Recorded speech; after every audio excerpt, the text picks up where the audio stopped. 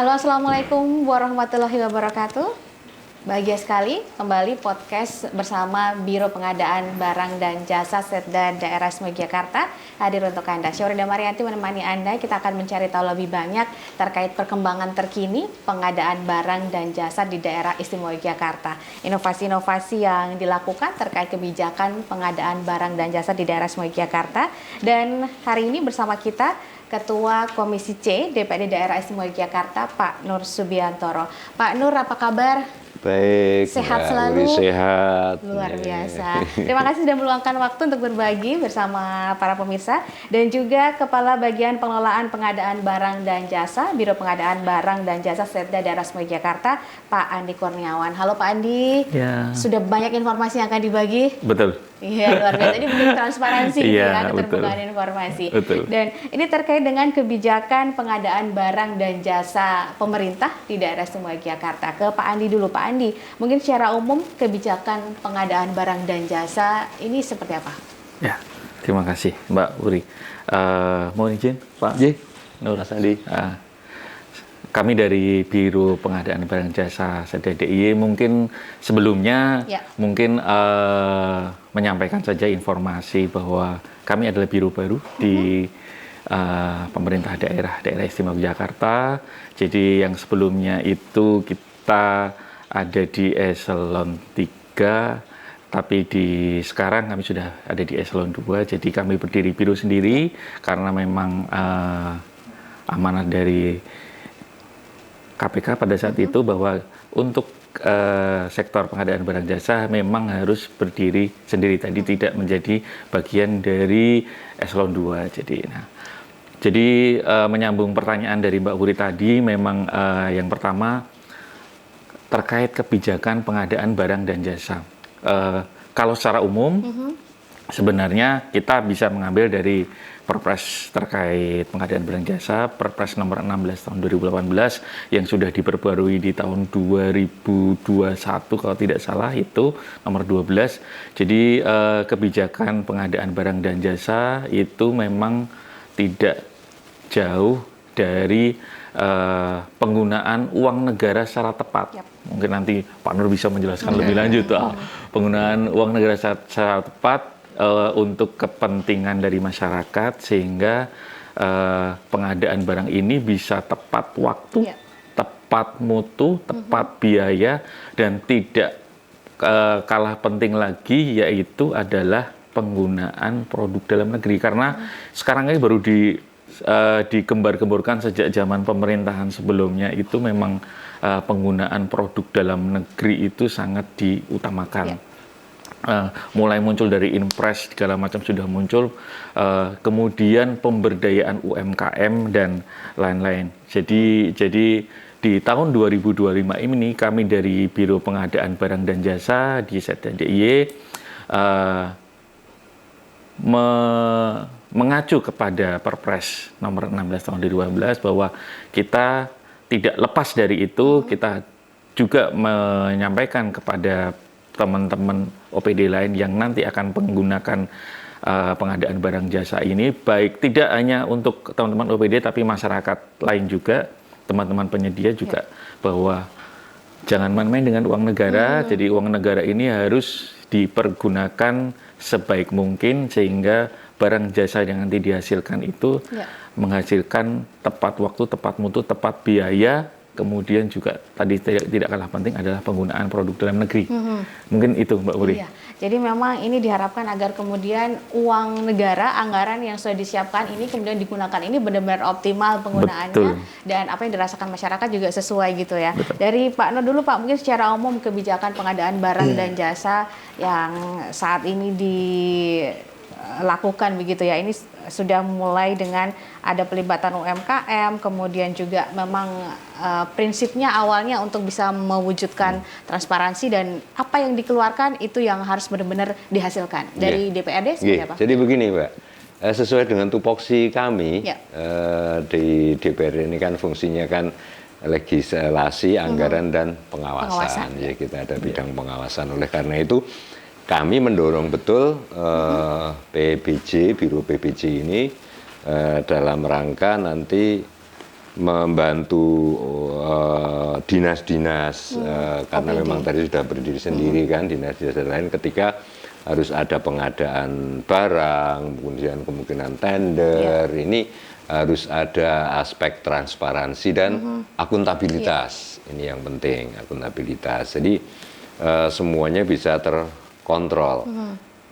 Sekarang kan kita baru khususnya daerah istimewa Yogyakarta kan ngersot dalam ini betul-betul Bapak Gubernur menegakkan nanti good governance ya, kita pemerintahan yang bersih dan berwibawa. Oleh karena itu kami DPRD mensupport betul itu.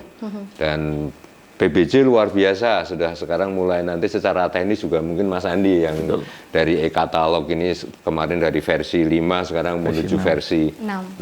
Meskipun mungkin belum semua dinas melaksanakan itu ya Mas, tetapi nanti secara masif nanti kita pick up Mas Andi untuk kita mendorong PBJ membantu untuk nanti agar semua dinas dalam rangka pengadaan barang bisa sudah melakukan pergeseran dari versi 5 ke versi 6.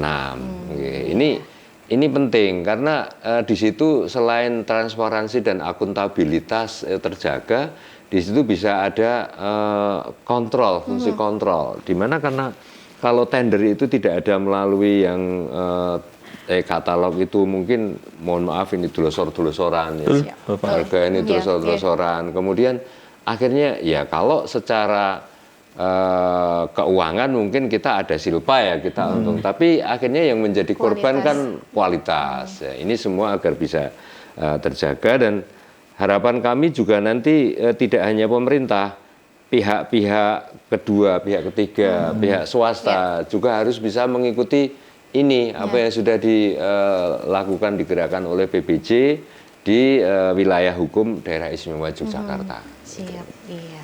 Jadi sudah ada perkembangan begitu ya Pak, dan ini memang untuk mengikuti agar apa yang sudah dilaksanakan ini, kalau kemarin mungkin masih ada hal-hal kecil yang sering ada gangguan-gangguan sedikit gitu ibaratnya, tapi bisa diperbaiki lagi gitu ya, dengan e-katalog yang semakin berkembang. Sebelum nanti kita bahas ke e-katalog 6-nya juga seperti apa, secara umum nih Pak, kalau kebijakan terbaru di pengadaan barang dan jasa di DIY di tahun 2025 ini mungkin ada aturan-aturan baru atau seperti apa prosesnya? Ya, kalau untuk tahun 2025 ini kami tiap tahun itu selalu mengeluarkan surat edaran ya Bu, ya, yang itu ditangani oleh Bapak Gubernur bahwa kami mengingatkan kembali ke teman-teman paling tidak di internal pemerintah daerah istimewa Jakarta bahwa bahwa tahun 2025 ini yang kami sudah keluarkan itu kami mulai dari sisi perencanaan, kami mulai kemudian dari sisi pelaksanaan tadi yang disampaikan Pak Nur adalah sisi pengawasannya mau seperti apa. Di surat edaran itu sudah kami sampaikan, dan dasar dari kami mengeluarkan surat edaran itu juga sekali lagi itu berdasarkan dari Perpres nomor 16 tahun 2012, dan kami tambahkan lagi yaitu tadi instruksi Presiden yang terbaru terkait yang tahun 2025 ini dari pemerintahan Presiden Prabowo Subianto. Jadi banyak hal yang di situ yang kami cuplik sehingga kami mengeluarkan surat edaran ini.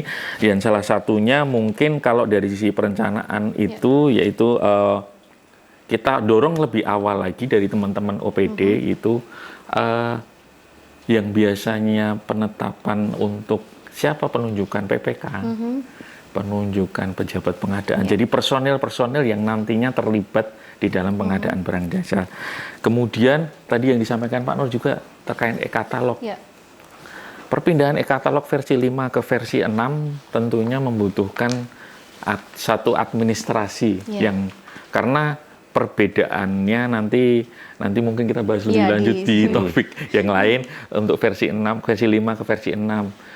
Apakah teman-teman dari baik itu dari penyedia ataupun dari PPK itu membutuhkan akun yang baru Nah, kita dorong lagi ke teman OPD, ayo bikin akun yang baru karena versi 6 ini nantinya juga banyak fitur-fitur baru, mungkin juga cara pembayaran yang lebih baru lagi gitu. Jadi kita pelajari sama-sama, tapi yang penting kita bikin akun dulu. Jadi untuk itu. Kemudian kita ingatkan kembali ke teman-teman OPD bahwa penyusunan spesifikasi, penyusunan KAK itu juga harus tidak melupakan itu tadi UMKM, produk dalam negeri harus bersertifikat SNI. Kemudian yang lain-lain itu yang harus di dalam spesifikasi atau KAK itu harus mencantumkan itu. Kemudian jangan lupa untuk mengumumkannya melalui sistem informasi rencana umum pengadaan itu. Karena sekarang sudah semakin rigid dalam artian dalam aplikasi itu semua sering terhubung. Jadi tidak bisa berdiri sendiri. Jadi kalau nanti ada yang terlupakan pasti tidak bisa berlanjut nanti untuk pengadaan barang jasa. Kemudian nanti kita bicara terkait pelaksanaannya seperti apa, lelangnya seperti apa, itu kita sampaikan di SE ini yang kita sampaikan ke teman-teman OPD. Mungkin seperti itu, Mbak Putri. Tadi kan di awal tahun ini harus ibaratnya cepat-cepat nunjuk PPK, PP-nya gini. Ini ada syarat-syarat PPK, PP ini sebenarnya menurut saya ini harus yang seperti apa? Ya. Kalau untuk persyaratan sebenarnya dari tahun kemarin itu sudah dari teman-teman LKPP itu sudah mengeluarkan regulasi itu terkait persyaratan pejabat pembuat komitmen ataupun pejabat pengadaan. Jadi untuk pejabat pembuat komitmen itu kita ada tiga sertifikat kompetensi. Yang pertama tipe C, ada kemudian tipe B, kemudian tipe A. Dan yang didorong oleh teman-teman LKPP itu pada awalnya adalah untuk sertifikat kompetensi tipe C itu memang dipergunakan untuk PPK yang paket-paket kecil, jadi di bawah 200 juta untuk konstruksi, kemudian untuk jasa konsultasi di bawah 100 juta. Tapi yang untuk tipe B ini memang untuk dikhususkan untuk PPK yang memegang paket-paket besar, jadi paket-paket tender maupun menggunakan e-katalog yang kalau konstruksi itu di atas 200 juta. Tapi ini memang sangat dinamis sekali karena untuk memunculkan sertifikat kompetensi tipe B ini memang harus kita mengikuti ujian, kemudian kita harus menyusun portofolio pengalaman seperti apa. Dan ini memang khususnya SDM di PBJ di Pemerintah Daerah Istimewa Yogyakarta ini memang belum banyak. Jadi kita didorong oleh situasi yang membutuhkan SDM kompetensi tipe B ini banyak, tapi kita belum banyak personel yang mempunyai kompetensi ini. Jadi di tahun kemarin itu sudah agak lumayan banyak yang tipe B, tapi di tahun ini mau ditambah lagi, dan kita dorong memang salah satu dari program kita di tahun 2025 adalah mendorong untuk beberapa PPK untuk punya sertifikat kompetensi tipe B. Tapi baru awal tahun kemarin ternyata sudah ada surat edaran dari LKPP bahwa memperbolehkan bahwa untuk tipe C ini memegang untuk paket-paket yang besar, tapi hanya sampai dengan akhir tahun 2025. Ke depan memang, jadi kami juga dari Biro PBJ juga mendorong teman-teman dari OPD lain, ayo untuk teman-teman OPD yang punya kompetensi untuk maju ke tipe B, ayo kita sama-sama untuk mengikuti ujian untuk PPK tipe B. Tapi ya itu satu lagi ya, kalau kita bicara terkait PPK itu harus ada dua aspek, Pak. Harus mampu dan harus mau. Nah, itu kadang-kadang yang agak sedikit menjadi permasalahan, kendala. Jadi kadang-kadang mampu tapi tidak mau, atau dia mau tapi tidak mampu. Nah, jadi seperti itu kendala kami di SDM itu. Jadi seperti itu, Mbak Wuri. Pak Andi, ini tadi kan masih kurang begitu ya tipe B ini. Tadi ada kemungkinan mampu tapi nggak mau, mau tapi belum mampu. Nah, ini lebih banyak yang mana ya? Jangan karena takut gitu, Pak. Kami belum memetakan secara khusus terkait personil yang ada di OPD khususnya. Tapi memang di Perpres sendiri itu sudah membicarakan terkait itu. Jadi kalau misalkan tidak ada tipe B atau tipe C yang walaupun sudah ada regulasi baru tipe C bisa, tapi kalau memang tidak ada, memang harus dijabat oleh PA atau KPA. Dalam hal ini kebanyakan kepala dinas, Pak. Jadi kepala dinas nanti PPK seluruh paket di OPD itu memang itu dimungkinkan secara regulasi. Tapi memang didorong, ayo teman-teman yang lain, baik itu eselon 3, eselon 4 itu bisa untuk mendapatkan sertifikat kompetensi untuk PPK tipe B. Tapi paling itu tidak ada biayanya nggak untuk misalnya? Ya, kalau untuk tipe C sekarang free, Pak. Jadi kita modelnya kita pakai MOOC itu mendaftar saja secara online, kemudian diberikan materi, kemudian nanti ujiannya pun secara online. Tapi untuk tipe B mungkin memang berbayar. Nah, soalnya kan ini Pak, tadi kan saya sampaikan kalau di kita di DPR ini kan tadi fungsinya itu kan legislasi, anggaran dan pengawasan. Jadi ketika itu harus berimbang. Kita tidak hanya mengawasi doang kan, kita juga mungkin harus mendorong juga BPJ. Kalau memang ada kendala terkait dengan SDM dan itu ada ini, mestinya kan nanti jenengan ajukan aja ke anggaran ke kita. Nanti kita bantu Dewan PPK. Karena ini sudah menjadi keniscayaan. Betul. Ini program ini harus menjadi keniscayaan dari pemerintah DIY. Ini harus dilaksanakan. Ketika ada program, ada niatan untuk pelaksanakan di jenengan, di eksekutif di eksekutif, bukan di kita di legislatif. Nah, ya harus ada SDM yang cukup. Untuk bisa SDM yang cukup itu perlu anggaran untuk itu. Sertifikasi. Betul. Nanti kita bantu. Tapi kita baru bicara terkait PPK, Mbak. Kita belum bicara terkait SDM yang melaksanakan proses pengadaan barang jasa. SDM di kami. Nah itu belum juga itu. Ini aja belum, mau yang keluar.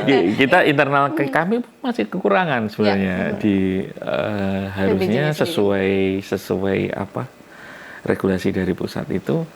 Di kami itu harusnya untuk UKPBJ kami bila caranya Biro PBJ itu sebagai UKPBJ. Kalau regulasi di nasional itu unit kerja pengadaan barang dan jasa. Nah, itu untuk ketua dijabat oleh kepala biro, sekretaris saya. Itu di kami itu untuk UKPBJ yang kami sudah di level 3, Mbak. Itu kami tuh harus kurang lebih sekitar 45 orang untuk jabatan fungsional. Tapi di kami baru 27 orang. Ini pun nanti berkurang satu, Pak, karena kebetulan diterima CPNS karena kami ada ASN yang jadi jabatan fungsional dan P3K kan pun boleh. Tapi P3K ini ternyata kemarin diterima pada saat pengadaan CPNS di tahun kemarin itu diterima. Nah, ini kami berkurang satu lagi, jadi 26. Ada kemungkinan berkurang 2 karena di awal tahun besok kami ada yang pensiun 2. Nah, ini berkurang lagi. Nah, kami nyuwun mungkin nanti mungkin lewat Pak Nur nanti bahwa kami untuk mengejar 45 itu memang agak susah. Yang kami harapkan juga tadi, Mbak, misalkan dari teman-teman, jadi ada dua sumber kita pengadaan cabung atau mengambil dari teman-teman OPD. Apakah ada yang mau jadi cabung PBJ dia itu. Tapi cabung PBJ pun nanti ada persyaratan-persyaratannya. Seperti itu. Jadi ya kami ke depan ya kami harus susun roadmap-nya terkait SDM ini mau seperti apa. Jadi seperti itu. Pak, ini berarti mana yang mendesak antara PPK atau yang dua-duanya ini harus jalan bareng terisi semuanya tahun ini atau ya. Kalau untuk Japung memang mungkin membutuhkan waktu agak lebih lama.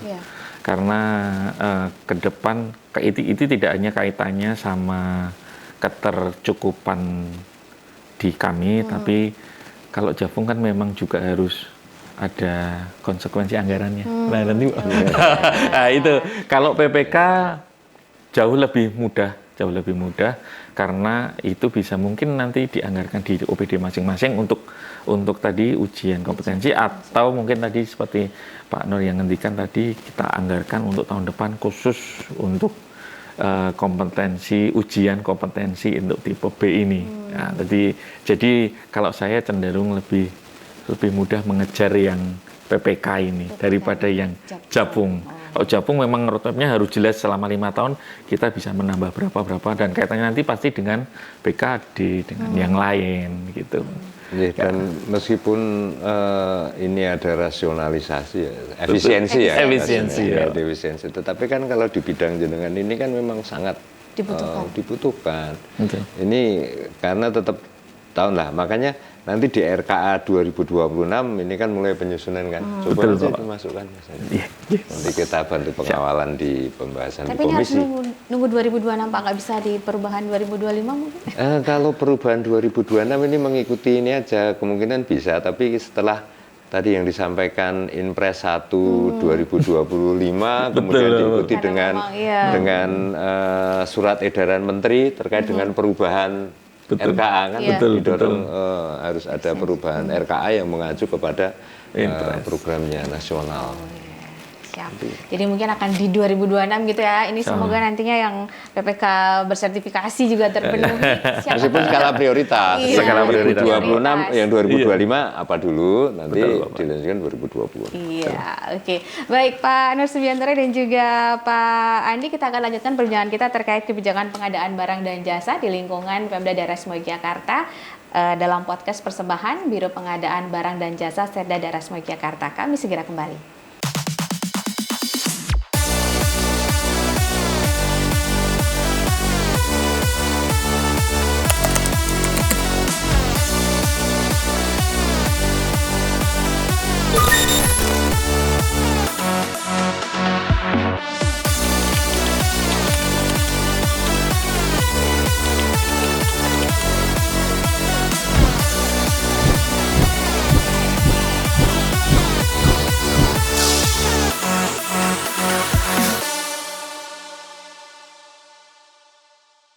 Ya, pemirsa, Anda masih bersama kami dalam podcast pengadaan barang dan jasa persembahan Biro Pengadaan Barang dan Jasa Setda Daerah Istimewa Yogyakarta. Kali ini terkait dengan kebijakan pengadaan barang dan jasa di Daerah Istimewa Yogyakarta. Kita bersama dengan Ketua Komisi C DPRD Daerah Istimewa Yogyakarta, Pak Nur Subiantoro, dan juga Pak Andi, Kepala Bagian Pengelolaan Pengadaan Barang dan Jasa Setda Daerah Istimewa Yogyakarta. Tadi sudah terkait SDM, biarpun masih jumlahnya mungkin masih perlu ditambah gitu ya. Tapi dari sisi keyakinan mereka, apakah yang sudah ada ini masyarakat bisa menaruhkan kepercayaan? Iya. Kalau bicara terkait kemampuan kan kita coba di Biro Pengadaan Barang dan Jasa kan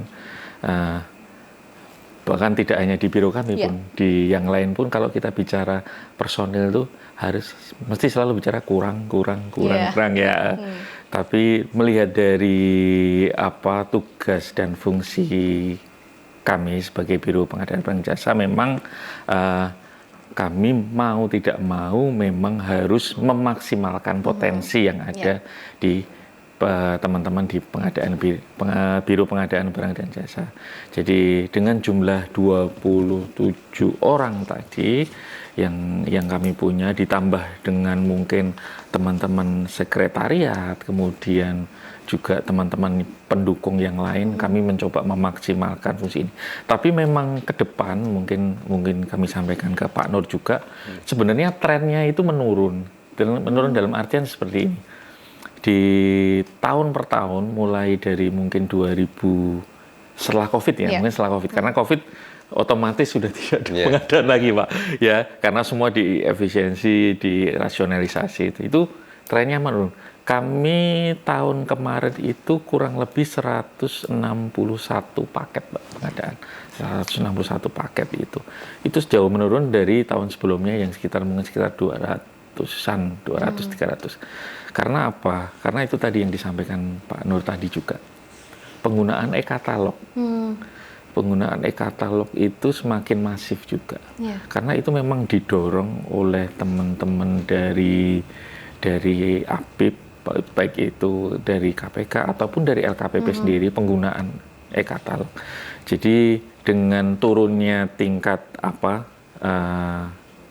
jumlah tender yang masuk di kami 161, mungkin ini juga tahun ini kami prediksi turun lagi. Ya, yang pertama rasionalisasi, itu efisiensi itu memang agak sedikit menekan jumlah pengadaan. Kemudian yang kedua itu peralihan menuju e-katalog. Jadi teman-teman Japung kami kemungkinan yang kami prediksi ada perubahan regulasi terkait tadi kuota. Mungkin di kami tidak 45 lagi, mungkin turun jadi bisa jadi 40 atau 30. Jadi prosentasenya dari yang seharusnya dan yang kami punya nanti tidak sekecil yang sekarang. Dan kami sekarang di Biro PBJ fungsi yang awalnya mungkin sebagai pelaku dalam artian kami yang menenderkan ini jadi agak sedikit bergeser juga sebagai pembina. Jadi pembimbing pembina untuk teman-teman OPD yang melakukan pengadaan melalui e-katalog. Jadi apakah mereka membutuhkan masukan, saran, atau gimana sih caranya menggunakan e-katalog. Walaupun saya tahu tinggal klik YouTube itu sudah banyak sekali video-video tutorial, bahkan mungkin review ataupun dari teman-teman provinsi lain ataupun dari teman-teman kementerian lembaga yang mereview terkait e-katalog ini itu sudah banyak, tapi kami memang mempunyai fungsi itu. Jadi membina kawan-kawan OPD baik dan masyarakat dan penyedia pun terkait e-katalog ini. Dan mungkin saya sampaikan juga di SE kami itu untuk tadi meningkatkan akuntabilitas juga kemudian integritas, Pak Nur. Kami juga di dalam SE kami mencantumkan bahwa kami meminta fakta integritas dari seluruh pelaku pengadaan barang dan jasa. Dan itu juga sudah jelas di situ tertulisnya bahwa terkait integritas, terkait transparansi itu sudah ada di situ. Dan yang nantinya itu pun nanti di fakta integritas itu yang ditandatangani oleh teman-teman pelaku pengadaan, yang itu bisa menjadi pegangan kami juga, paling tidak menjadi pegangan kami, walaupun nanti pada pelaksanaannya kami serahkan kembali ke masing-masing individu. Jadi seperti itu, Mbak, kami mendorong teman-teman juga di kami ataupun di teman-teman penyedia dan teman-teman pelaku pengadaan di OPD masing-masing. Mungkin seperti itu. Ya, tapi optimis ya karena sudah tanda tangan fakta integritas juga, apakah sudah dibaca juga. Ini semoga dari hati juga gitu. Jadi begini, Mbak, begini. Jadi sistem pengawasan, apalagi jauh aparat penegak hukum, itu kan melihatnya itu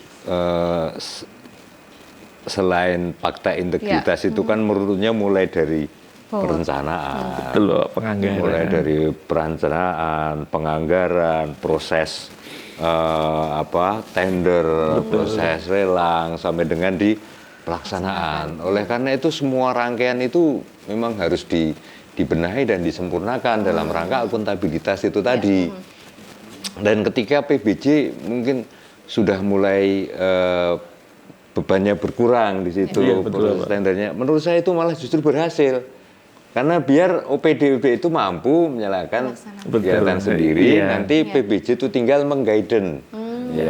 PBJ ini tinggal mengguiden, dan juga kami mohon juga ada fungsi pengawasannya juga.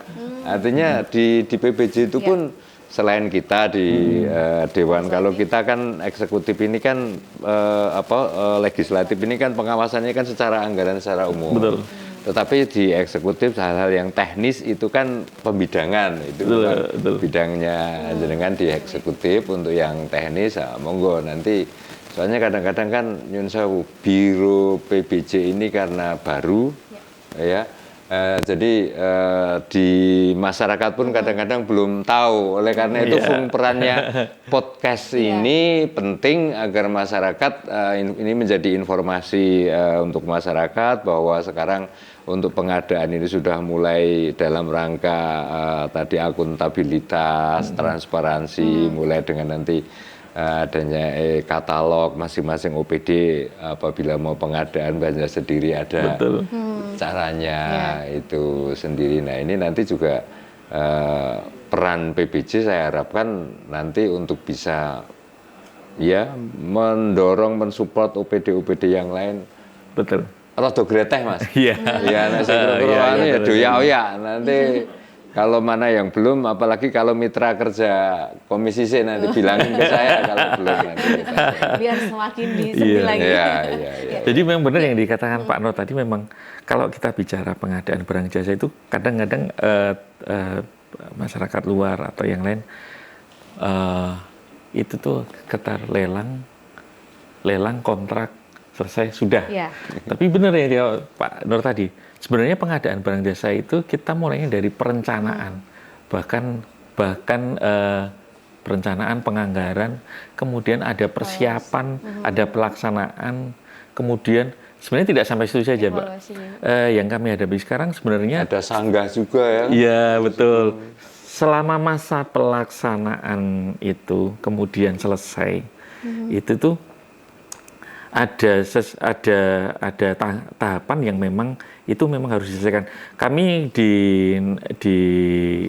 jadi kami sudah menggunakan e-purchasing dalam artian secara elektronik, itu juga di situ kami punya di aplikasi itu berita acara serah terima itu harus diupload, Mbak. Jadi setelah selesai, Pak, selesai proyek pun kami minta hasilnya seperti apa. Jadi kontrol kami sampai di situ sebenarnya. Hasilnya seperti apa? Apakah ada yang misalkan amit-amit putus kontrak, seperti itu. Amit-amit kami putus kontrak atau yang lain. Kalau memang ada, mau tidak mau mungkin ada kaitannya dengan kami seperti itu. Dan jadi itu kontrol ada kami pernah juga terjadi juga kan. Betul, yang namanya putus kontrak karena gagal tidak selesai. Gagal berjalan, ya. Jadi menjadi koreksi bagi kami juga mungkin di dalam pengadaannya, apakah ada yang kami terlewatkan atau mau seperti apa, karena kalaupun nanti ya amit-amit lagi berproses hukum pun pasti akan dilihat sampai dengan proses pengadaan. Atau lebih jauh lagi di proses penganggarannya seperti apa, perencanaan dari awal seperti apa. Apakah ini putus kontrak ini aslinya ini masalahnya dari situ atau dari pelaksanaan ini sudah beres, perencanaan sampai pemilihan sudah beres, pelaksanaannya ternyata yang tidak beres itu di pelaksanaan itu kan itu bisa jadi berbagai macam dan juga bisa menjadi koreksi bagi kami gitu. Ya. Tapi setidaknya tadi dari berita acara di akhir yang penyerahan ini ikut membantu untuk ngecek gitu ya, Pak. Betul, iya.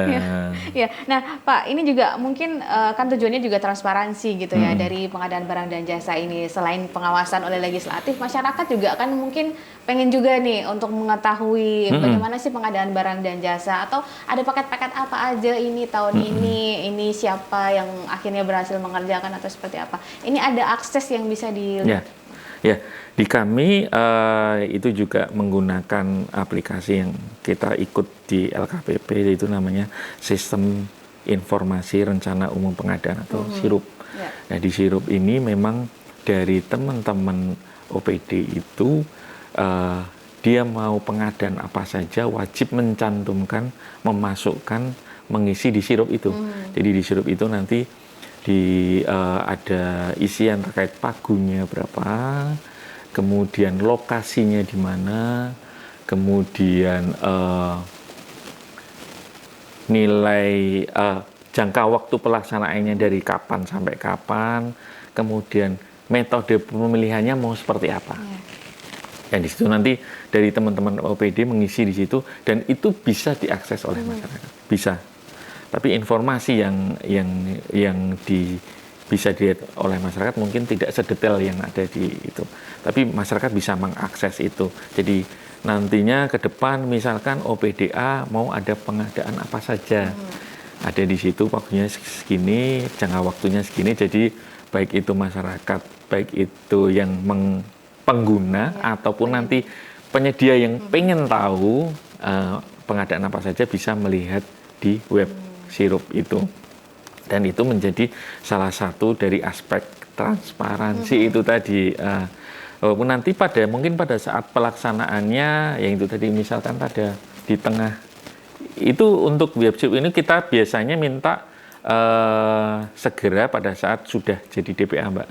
Itu sudah segera menyusun. Tapi muncul misal instruksi Presiden yang kemarin, Pak, terkait gitu ya, rasionalisasi perubahan. Jadi itu harus perubahan lagi, perubahan, dan harus diupdate karena apabila nanti tidak diupdate pasti ada selisih perubahan, dan biasanya di akhir tahun akan kami rekap, Mbak, yang sudah berproses untuk pengadaan dan jadi antara perencanaan dan nanti pelaksanaan di akhir itu ada selisih nggak? Kalau ada selisihnya di mana? Jadi kita cari, oh ternyata ada perubahan gara-gara rasionalisasi dan belum diupdate seperti apa. Kemudian oh ternyata itu tadi yang saya sampaikan, putus kontrak misalnya, kita putus kontrak. Nah, yang terjadi sampai kegagalan seperti itu mungkin nggak, Mas Andi, mungkin katakanlah di e-katalog itu sudah ada kan standarisasi harga, tetapi di luaran ternyata barang itu ada kenaikan harga yang ya bukan inflasi lah, tapi semacam inflasi kayak gitu. Itu ini kan bisa jadi membuat itu gagal. Meskipun itu sebenarnya resiko penyedia sih. Ya, betul. Jadi sebenarnya di aplikasi e-katalog kan penyedia bisa mengupdate pun kapan saja, Pak. Tapi memang ada beberapa kementerian yang punya e-katalog itu, dia mengantisipasi itu perubahan harga itu, khususnya konstruksi, Pak. Jadinya tidak serta-merta langsung mengubah harga, karena komponen penyusun harga itu memang harus bisa dipertanggungjawabkan. Jadi tidak serta-merta. Tapi kalau memang barang yang memang terjadi di beberapa barang seperti itu di e-katalog, yang ada di e-katalog itu ternyata lebih mahal daripada yang di pasaran. Karena mungkin kalau di pasaran itu berbagai macam itu ya, Pak, berbagai macam dinamika yang mungkin tidak terupdate di sini. Tapi di sini memang kami punya fitur yang namanya negosiasi. Dan prinsip dari e-katalog sebenarnya tidak boleh melebihi dari harga pasar, Pak. Prinsipnya itu. Jadi yang di pasar di e-katalog misal 1.000, di pasar 500, ini akan nantinya dinego seharga-harga pasar. Tapi memang di dalam proses negosiasi itu harus ada dasarnya. Oh ini loh, ternyata di pasar ini, oh ya sudah, ini harus mengikuti harga pasar. Jadi 1.000, jadi 500 sesuai harga pasar. Kalau tidak mau ya kita beralih ke penyedia lain yang ada di etalase itu. Jadi banyak dinamika di situ. Kalau e-katalog memang itu ada perbaikan plus minusnya. Perbaikan di situ memang, ini memang sebenarnya dibilang baru ya bukan, tapi tidak banyak orang yang paham betul terkait e-katalog itu. Jadi tugas kami di Biro PPJ juga mencoba memahamkan masyarakat terkait itu. Dan kita mungkin kalau sekarang kalau di tataran OPD dan masyarakat penyedia jasa itu mungkin sudah banyak yang paham walaupun tidak terlalu banyak. Tapi kita sekarang untuk nyun sewu, Pak Nur, yang dana desa itu. Dana desa itu kan pelaku pengadaannya itu kan di tingkat desa, kelurahan. Nah, dan itu pemahaman terkait regulasi pengadaan barang jasa mungkin juga tidak terlalu mereka tidak terlalu memahami secara utuh. Jadi itu PR, Mas. Ya, di tahun ini Bapak alhamdulillah melalui dana keistimewaan juga kami mencoba menyentuh mereka. Menyentuh mereka jadi pelaku-pelaku pengadaan barang jasa di tingkat kelurahan.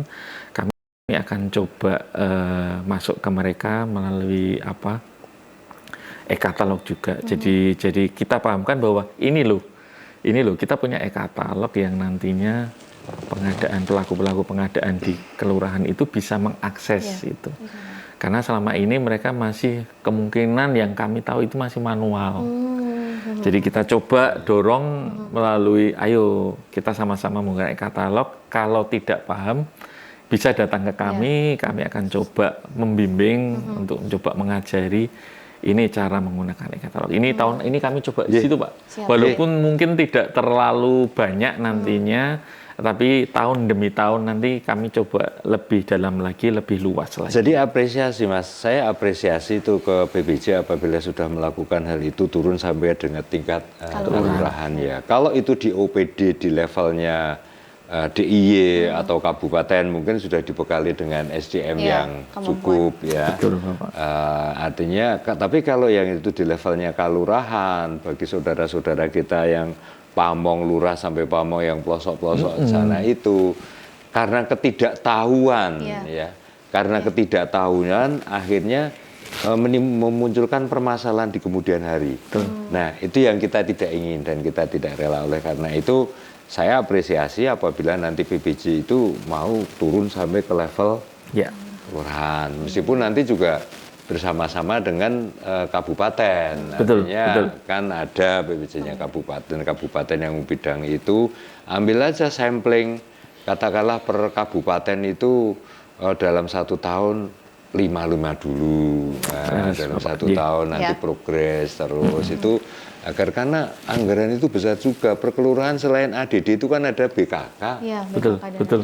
BKK kelurahan itu kan yang melaksanakan kan kelurahan. Jadi jangan sampai kita memberikan makanan enak tapi nanti beracun di kemudian hari. Karena ketidakpahaman gitu ya. Tegolarane aja tego patine lah wong Jawa ditututi, Mas. Apresiasi itu. Kalau butuh anggaran operasional jenengan untuk turun ke bawah ya ajukan aja di RKA, nanti kita backup di. Siap, luar biasa. Iya, ini bisa Mas nanti didukung terus dengan Komisi C untuk bisa lebih mendampingi teman-teman di kelurahan. Kalau perlu saya punya aspirasi, pakai aspirasi saya nggak apa-apa, nanti lewat RKA jenengan kita diskusikan. Oke, nanti turun ke kelurahannya bersama saya ikut ini kan. Ini sambil menyelam minum air kan? Ya, saya butuh untuk ketemu konstituen, butuh ketemu masyarakat bersama dengan penjenengan yang membawa informasi bagus untuk kelurah, untuk Pamong. Ini kan betul. Kenapa tidak? Betul, iya. Agar semuanya bisa transparannya juga sampai dengan tingkat kelurahan, tidak ada masalah di kemudian hari karena hanya tidak paham gitu ya Pak ya.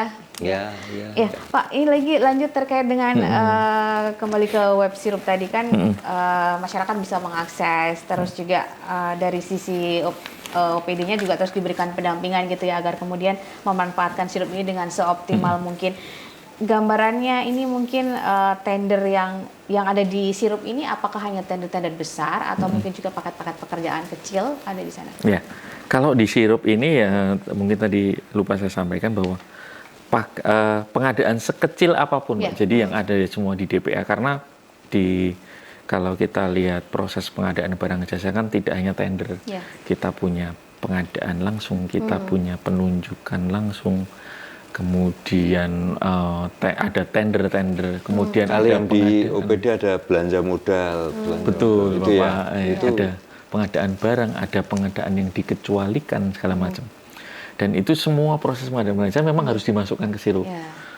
Bahkan mungkin sebagai contoh kecil, pengadaan makan minum rapat yang hanya mungkin 200.000, memang harus dimasukkan, Mbak. Dimasukkan ke sirup semua, biar kami bisa kontrol semuanya. Jadi nantinya akan kami rekap semua di akhir tahun, yang menggunakan tender segini, yang seleksi itu untuk jasa konsultasi segini, pengadaan barang segini. Nah, itu bisa nanti kami rekap di akhir tahun, bisa kami jadikan informasi ke kami dan menjadikan mungkin koreksi ke kami, database kami ke depan, kebijakan apa lagi yang bisa kami sampaikan ke tahun ke depan. Jadi seperti itu, jadi macam-macam.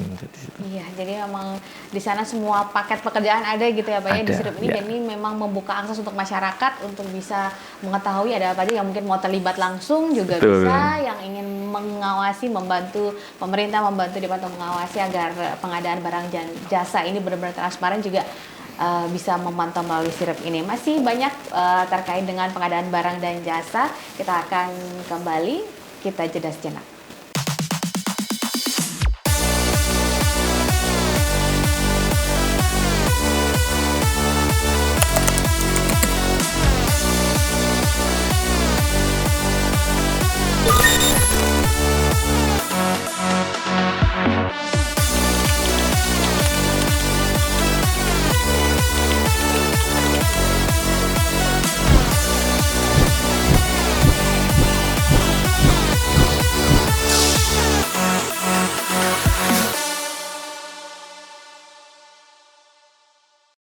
Ya, pemirsa, Anda masih bersama kami dalam podcast pengadaan barang dan jasa, persembahan dari Biro Pengadaan Barang dan Jasa Setda Daerah Istimewa Yogyakarta, bersama dengan Pak Nur Subiantoro, Ketua Komisi C DPRD DIY, dan juga Pak Andi dari Biro Pengadaan Barang dan Jasa Setda Daerah Istimewa Yogyakarta.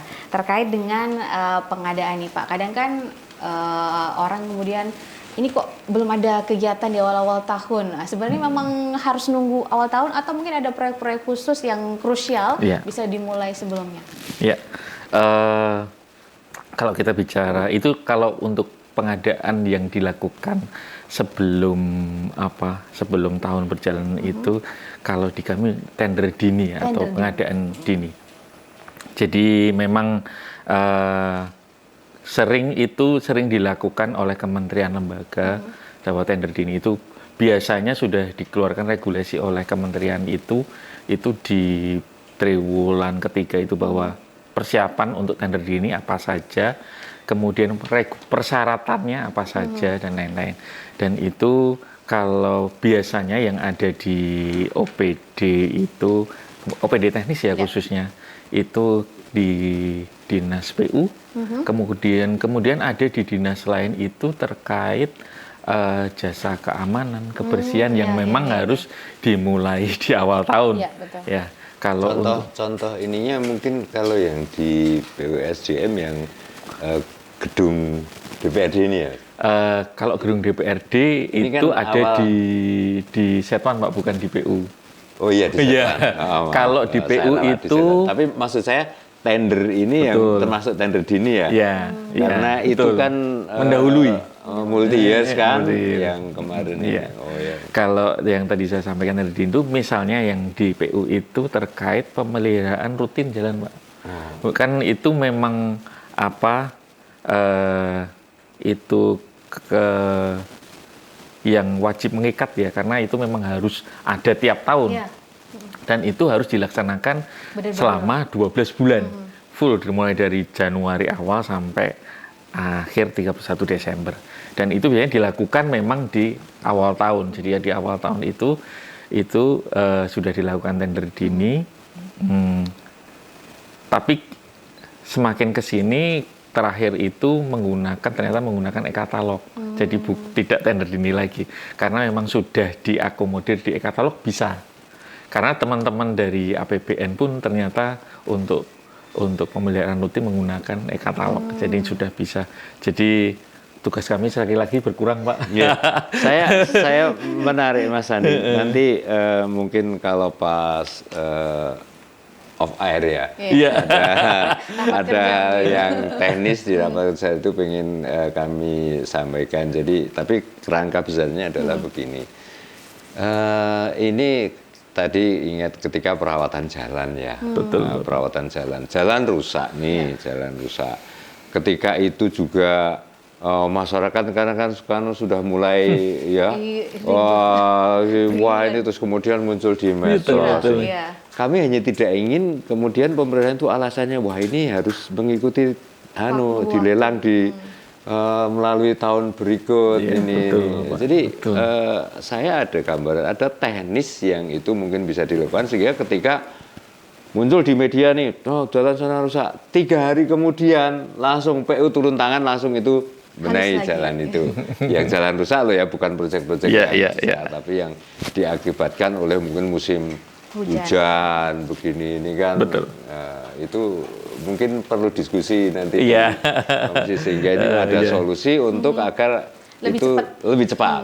Tapi memang tadi yang saya sampaikan sebenarnya tipe pengadaan barang jasa itu kan ada yang melalui tender, ada yang melalui tadi pengadaan. Satu lagi swakelola, Pak. Ya, swakelola itu kan salah satu juga dari apa kita apa tipe nanti pelaksanaan kontraknya itu mau swakelola ataupun yang lain itu sangat dimungkinkan. Tapi sekali lagi itu pilihan. Sekali lagi itu pilihan mau menggunakan metode apa yang sekali lagi kalau Pak Nur tadi bilang 3 hari harus ditutup. Nah, jadi kita mau menggunakan tipe kontrak apa nih? Kalau e-katalog sangat mungkin bisa, Pak. Swakelola bisa. Kalaupun menggunakan kontrak yang tender biasa juga bisa. Tapi itu juga tergantung nantinya tadi Pak plus minusnya. Itu dari PPK mau menggunakan apakah swakelola ataukah menggunakan e-katalog atau menggunakan tadi kontrak biasa, itu ada plus minusnya. Tapi yang kalau menurut saya yang paling cepat untuk mengatasi masalah, karena yang namanya jalan itu satu ya itu tiap hari dilewati masyarakat. Jadi kalau saya kan berpikirnya itu kan keperbiaan saya kepada masyarakat ya. Jadi bagaimana masyarakat itu juga, karena kita itu kan pelayan ya. Betul, Bapak. Melayani masyarakat dengan baik. Ketika ada keluh kesah itu kita langsung bisa hadir memberikan solusi, maka itu luar biasa kan di masyarakat. Kalau soal hal yang teknis kan mungkin bisa juga nanti swakelola itu mungkin semacam jadi apa ya, misalnya PUSDM punya semacam barisan yang ada pekerja apa ya, saya ada gambaran nanti apa sebutannya apa itu, sehingga nanti yang melaksanakan itu pasukan tempur yang ada di unit reaksi cepat. Nah, semacam itu. Unit tanggap darurat atau unit. Kalau di bencana itu kan ada seperti itu. Menurut saya di PU juga menurut saya bisa itu punya unit reaksi cepat yang itu di tingkat levelnya kabupaten ya. DIY kan karena keterbatasan SDM, DIY kita punya unit reaksi cepat yang ada di kelurahan sana. Nah, untuk barang anunya itu sudah ready di situ, tinggal ngambil, dilakukan, selesai 3 hari selesai, masyarakat senyum. Gitu. Ya itu anu sih Pak. Ya kalau saya nanti kalau bicara itu banyak hal yang mengikuti sih Pak. Memang secara mungkin jangka waktu cepat Pak. Tapi ikutannya kan banyak biasanya ya. Ya ini PR-nya jenengan, PR-nya PBJ. Teknis sekali sih memang. Jadi yang saya sampaikan pemilihan itu pilihan apakah mau tadi dilaksanakan secara swakelola tadi yang unit reaksi cepat. Wah, saya sepakat sebenarnya itu juga Pak. Itu cepat karena mengurangi bebannya jenengan. Dan mengurangi bebannya PU juga. Karena ketika itu yang melaksanakan unit reaksi cepat, ya itu kan pelaksanaannya sana kok, ono popo kan kita juga. Nah itu teknisnya ini kita juga. Tapi yang penting saya mendorong itu penjenengan sampaikan ada pilihan. Loh, kalau ada pilihan ya kita harus memilih dong. Untuk memilih harus itu menjadi keniscayaan untuk memilih, karena kita bisa melayani masyarakat dengan lebih baik. Iya, betul. Iya, ini juga terkait pelayanan untuk masyarakat ini, harapannya kan dari pengadaan barang dan jasa ini tidak hanya masyarakat bisa merasakan dari hasilnya. Iya, hasilnya masyarakat merasakan, tapi masyarakat juga yang ingin terlibat dalam pengadaan barang dan jasa ini. Mungkin dari pelaku usaha-usaha kecil gitu Pak Adi, mungkin ada ruang khusus yang diberikan lebih besar untuk Nah, UMKM ini mungkin atau sebelum seperti ke Mas apa? Andi, saya Iya, pengen mendorong boleh, begini, Mas Andi. Jadi sekarang ini kan termasuk yang dicanangkan oleh Pak Presiden ya, dengan nanti kemarin munculnya Inpres 1, kemudian diikuti dengan SE Mendagri, surat edaran Mendagri tentang nanti anggaran untuk rakyat ini. Nah, sekarang kan yang didorong ekonominya oleh pemerintah pusat, Pak Presiden ini kan ekonomi UMKM lokal. Kami monggo regulasinya bagaimana, saya berharap nanti PBJ ini, Biro Pengadaan Barang dan Jasa ini kan kebutuhannya pemerintah daerah ini kan macam-macam nih ya. Kan selain mungkin kalau yang itu proyek-proyek besar itu mungkin ya memang harus kebutuhan besi apa itu memang harus perusahaan. Tapi kan ada yang itu kebutuhan, ada mungkin alat tulis, kemudian kan pengadaan itu juga makanan itu kan juga ya seragam. Itu ya seragam atau apa itu bagaimana bisa itu ya kita tetap fair, menurut saya fair, tidak boleh terus keberpihakan pada ini tetapi bagaimana itu bisa memberikan peluang lebih besar kepada UMKM itu masuk terkait dengan regulasi. Ada regulasi yang bukan dipermudah juga nggak bagus, regulasi yang memberi ruang lebih besar kepada UMKM kita untuk bisa terlibat di situ. Gimana Pak Andi? Ya. Keterlibatan UMKM di pengadaan barang dan jasa. Sepakat dengan apa yang disampaikan Pak Nur ya, memang sekarang dari dan lokal gitu loh Mas. Iya. Saya ganti di ini teko. Wah, dari SE kami pun sebenarnya mendorong itu Pak. Jadi UMKM itu semakin ditingkatkan dan sebenarnya di e-katalog itu ya yang ada di provinsi itu memang sebagian besar memang lokal. Ya di Perpres sudah bilang gitu, dan mungkin ditambah lagi dengan penggunaan produk dalam negeri yang dulu pada saat saya di OPD pun tiap tahun itu selalu dipantau oleh BPKP.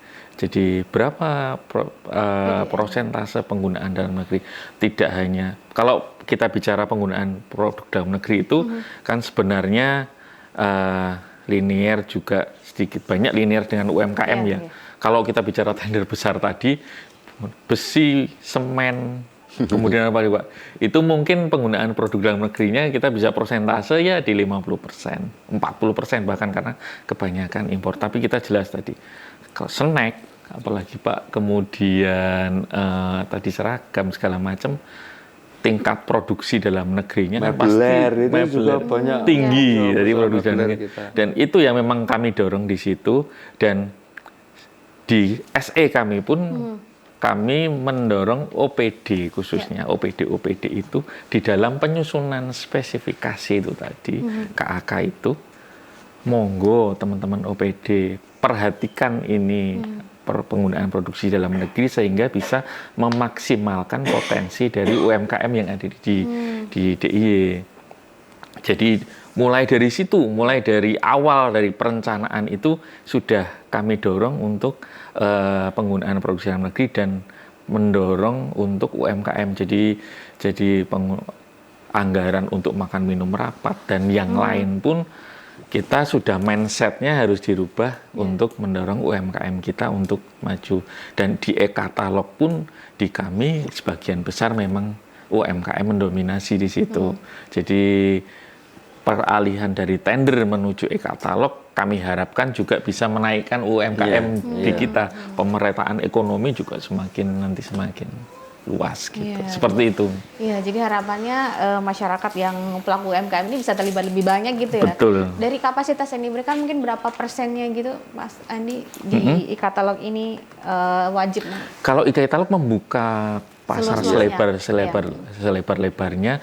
Kemudian juga untuk memasukkan kalau kita pengen kita punya misalkan Pak Wuri punya catering atau punya ATK mau menayangkan etalase di situ pun nanti persyaratannya juga tidak susah nanti bisa berkoordinasi dengan kami persyaratan apa saja yang pastinya berbadan hukum berbadan hukum, jadi tidak gampang orang untuk memasukkan mencantumkan harga di situ, jadi nanti ikutannya pun nanti tidak bermasalah di kemudian hari, jadi UMKM yang memang kredibel yang kita bisa tayangkan di e-katalog gitu, seperti itu. Jadi harapannya ini UMKM-nya juga naik kelas, tapi dari sisi kualitasnya yang kemudian diikut pengadaan barang dan jasa ini yang dirasakan juga memang benar sesuai, jangan sampai masuk tapi kemudian ternyata hasilnya tidak memuaskan gitu ya. Iya, ini juga selain keterlibatan UMKM ini di pengadaan barang dan jasa kan juga ada ibaratnya prinsip untuk mendorong pemerataan ekonomi dan juga pengadaan berkelanjutan, Pak Andi. Ya. Yang digambarkan pemerataan ekonomi yang seperti apa? Jadi menyambung tadi ya Mbak yang UMKM juga tadi tujuan kami adalah salah satunya terkait pengadaan barang jasa adalah pemerataan ekonomi. Jadi semakin banyak yang terlibat di situ, semakin banyak orang yang kredibel sekali lagi kredibel. Tidak ada monopoli ya Mas. Tidak ada monopoli, semakin banyak yang yang terlibat itu juga semakin baik. Persaingan usaha juga Pak semakin baik. Ada kaitannya tadi juga sekali lagi dengan pengadaan berkelanjutan. Ini sebenarnya sudah didorong oleh pemerintah pusat terkait pengadaan berkelanjutan, itu di Perpres juga sudah ada. Jadi kalau saya bisa bilang pengadaan berkelanjutan itu ada 3 aspek. Jadi aspek sosial, ekonomi, dan lingkungan hidup. Masing-masing aspek ini berkaitan erat dengan keberlanjutan. Jadi di sini keberlanjutan itu dalam artian pengadaan barang jasa nanti yang dihasilkan. Kita tapi tidak hanya bicara output, tapi bicara proses juga. Di proses itu dari sisi ekonomi pengadaan barang jasa harus juga memperhatikan misalkan di dalam proses pengadaan itu atau di dalam proses pelaksanaan itu hak pekerja bagaimana sih? Apakah sudah dibayarkan sesuai dengan haknya atau belum? Kemudian dari sisi lingkungan hidup, di dalam proses misal pembangunan fisik, apakah limbahnya seperti apa? Kemudian nanti hasilnya nanti, apakah nanti mengeluarkan apakah nanti sudah sesuai dengan kaidah-kaidah lingkungan hidup? Kemudian dari sisi ekonomi, harusnya dari teman-teman OPD pada saat perencanaan sudah menghitung nanti apakah kami hasilkan nanti di pengadaan itu aspek ekonominya, kebermanfaatan secara ekonomi itu apakah sudah dihitung secara detail atau sudah dihitung ini nanti secara umum bisa bertahan selama 5 atau 10 tahun, nilai ekonominya seberapa. Itu yang sebenarnya didorong oleh pemerintah pusat dan kami juga mendorong itu 3 aspek itu, ekonomi, sosial, dan lingkungan hidup. Dan ini membutuhkan mungkin waktu yang panjang ya Pak, karena pemahaman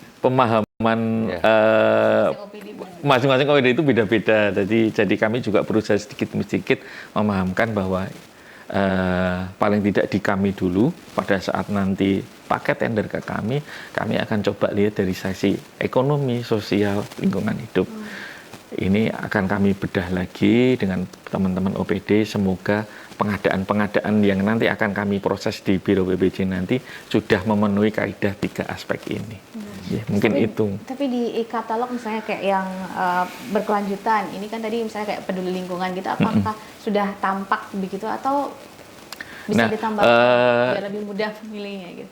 Ke depan ya Mbak, nanti kalau kami bicara mungkin karena kami juga berfungsi sebagai pembina, jadi ke depan akan kami coba sampaikan juga ke teman-teman yang sudah masuk e-katalog, monggo nanti produk-produk yang jenengan masukkan ke dalam e-katalog ini harus juga memuat 3 kaidah ini, aspek ekonomi, sosial, dan budaya. Jadi pada saat pendaftaran untuk masuk etalase atau pembinaan selama proses dia ada di dalam e-katalog itu. Nanti kami coba sedikit demi sedikit karena tidak mungkin langsung kami terapkan regulasi 3 ini, nanti bisa chaos nanti di pengadaan barang jasa. Ya, pemahaman pelan-pelan dulu gitu ya. Betul. Ya. Dan ini kita sudah di penghujung perbincangan kita terkait kebijakan pengadaan barang dan jasa. Nah, Pak Andi dulu mungkin dari Biro Pengadaan Barang dan Jasa, harapan pengadaan barang dan jasa ke depan di daerah Istimewa Yogyakarta.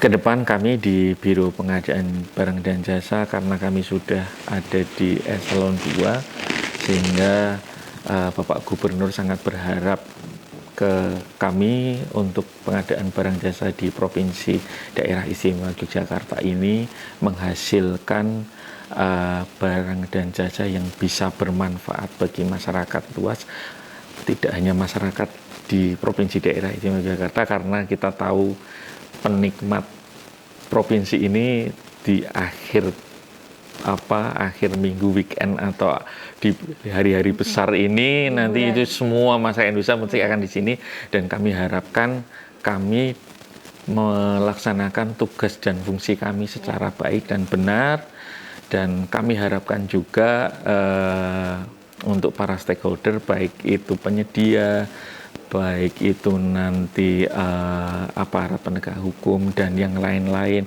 dan masyarakat sebagai user itu nantinya bisa membantu kami untuk melaksanakan tugas dan fungsi kami secara baik dan benar.